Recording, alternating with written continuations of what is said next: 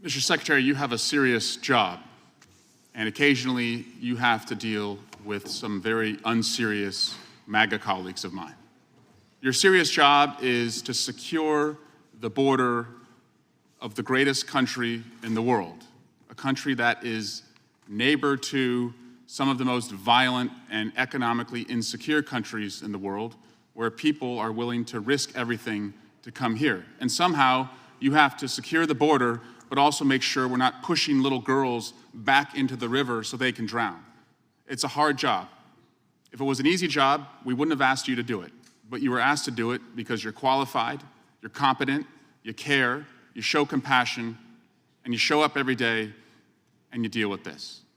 Frankly, sir, I think sometimes you're too nice, because if I had a chairman who failed to honor his own lawful subpoena about 500 days after it was submitted to him, I would say, catch me when you're serious.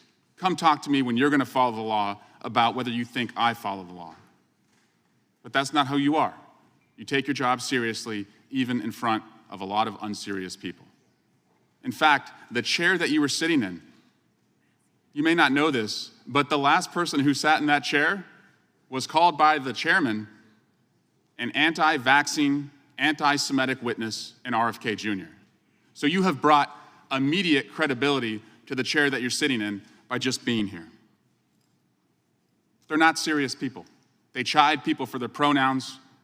They obsess and display in this committee and other committees of private citizens' non-consensual nude images. We're not talking about serious people. We're not talking about people who are on the level. And so what do we want to do?